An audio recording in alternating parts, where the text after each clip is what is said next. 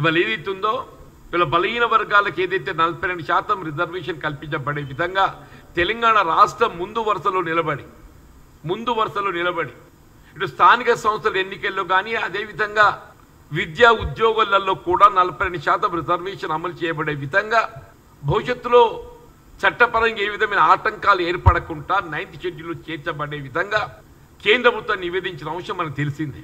నేను మిత్రులు ఆర్ కృష్ణయ్య గారిని ఏదైతుందో వారి వల్ల బీజేపీ రాజ్యసభ సభ్యులు వీళ్ళ కేంద్రంలో అధికారంలో ఉన్నది భారతీయ జనతా పార్టీ, వీళ్ళ రాష్ట్రంలో కూడా ఏదైతుందో ఇటు శాసనసభ కానీ శాసన మండలి కానీ రాష్ట్ర ప్రభుత్వం ప్రవేశపెట్టినటువంటి యొక్క ఈ 42% రిజర్వేషన్ సంబంధించిన అంశం వాళ్ళు సమర్థించడం జరిగింది. ఇక్కడ గమనించదగ్గ విషయం, బీజేపీ రాజకీయ పార్టీగా దాన్ని సమర్థించి శాసనసభలో ఏకగ్రీవంగా దాన్ని ఆమోదం పొందటానికి తోడ్పాటు చేయడం జరిగింది. కాబట్టి మిత్రులు కృష్ణయ్య గారు ఏదైతున్నదో వాళ్ళ భారతీయ జనతా పార్టీ రాష్ట్ర శాఖ మరి కేంద్ర ప్రభుత్వానికి భారత ప్రధాని మోడీ గారికి ప్రత్యేకంగా నివేదించి ఇవాళ ఈ రిజర్వేషన్ అంశం అనేది ఏదైతుందో అంటే జాతీయ స్థాయిలో యూనిఫామ్గా అమలు చేయడం అంటే మరి కొంత సమస్య ఎదుర్కోవచ్చు. అంటే ఒక్కొక్క రాష్ట్రం ఒక అభిప్రాయం ఉంటుంది. కాబట్టి ఏ విధంగా ఎస్సీ వర్గీకరణ సుప్రీంకోర్టు ఏదైతుందో రాష్ట్రాలకి అధికారం ఇచ్చింది, రాష్ట్రాలకు అవకాశం ఇచ్చింది. అదేవిధంగా ఈ ఓబీసీలకు సంబంధించిన రిజర్వేషన్ కూడా రాష్ట్రాలలో అక్కడ స్థానిక పరిస్థితులకు అనుగుణంగా వారికి అవకాశం కల్పింపచేయబడే విధంగా, ఫర్ ఎగ్జాంపుల్ తెలంగాణ రాష్ట్రం ఏదైతుందో 42% రిజర్వేషన్ కొరకు వీళ్ళ చట్టం చేయడానికి ఇలా ముందు వరుసలో ఉన్నది. కేంద్ర ప్రభుత్వం ఏదైతుందో మీరు రాష్ట్రాలకు అధికారం ఇచ్చేసేయండి.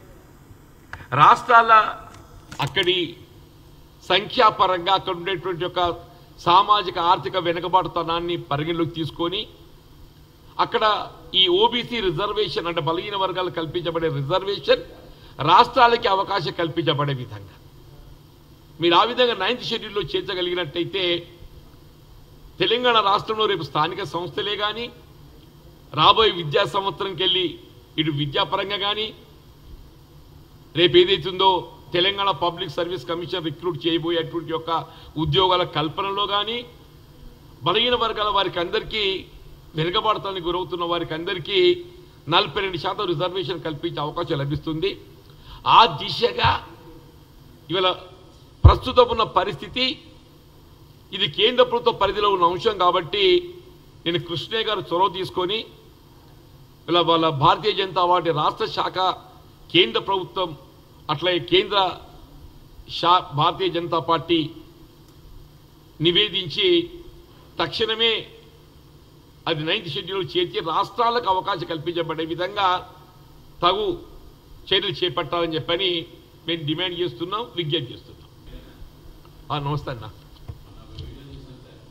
ఏం చూసిందో మీరు నాకేమరికండి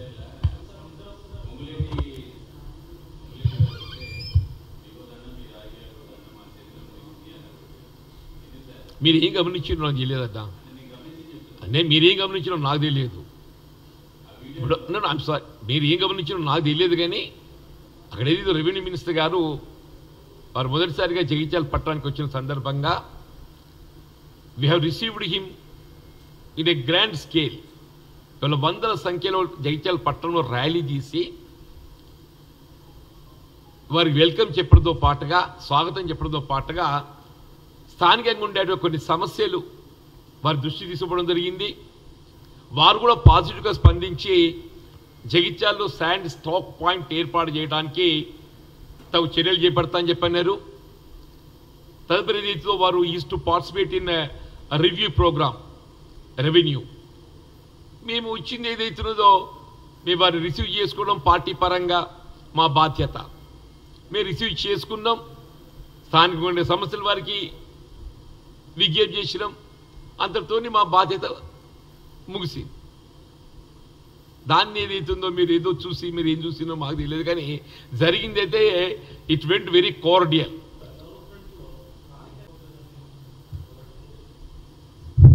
అంటే ఆయన ఎవరే నేను కలిసిపోవడానికి? నాకు అర్థం కాదు. అంటే నాకు ఐఎమ్ సారీ మీరేం మాట్లాడదు నాకు తెలియటం లేదు. No I myself is independent. I myself is an independent. I'm much senior than anybody. Jagtial పట్టణమే కానీ నియోజకవర్గ అభివృద్ధి పట్ల ఏదైతుందో నాకంటూ ఒక అవగాహన ఉన్నది. మరి జగిత్యాల ప్రాంతంలో చేయబడ్డ ప్రతి అభివృద్ధి ఏదైతుందో నేను శాసనసభ్యుడిగా ఉన్ననాడే కానీ నా ప్రజా జీవితంలోకి వచ్చిన తదుపరి అక్కడ చేపట్టినప్పుడు ప్రతి అభివృద్ధి కార్యక్రమం. ఇప్పుడు రాష్ట్రంలో కాంగ్రెస్ ప్రభుత్వం అధికారంలో ఉన్నది. గమనించాల్సిన విషయం, ఇక్కడ రాష్ట్ర ప్రభుత్వం కాంగ్రెస్ ప్రభుత్వం అధికారం ఉన్నది. whatever the developmental activity can be taken up is needed. Definitely I am for it.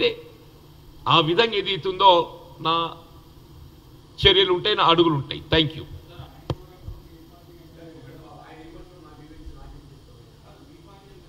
ఎవరి పార్టీ ఎమ్మెల్యే నాకు తెలియదు బాబు. I'm sorry, I don't know. మీరు స్పీకర్ గారిని అడగండి ఎవరి పార్టీ. స్పీకర్ గారిని అడగండి ఎవరి పార్టీ. స్పీకర్ గారిని అడగండి ఎవరి పార్టీ. దయచేసి చట్టసభకి ఎంపికైనటువంటి సభ్యుల యొక్క రాజకీయ పార్టీ గుర్తింపు అనేది స్పీకర్ గారి దగ్గర ఉంటే దయచేసి స్పీకర్ గారి దగ్గర వివరాలు సేకరించండి.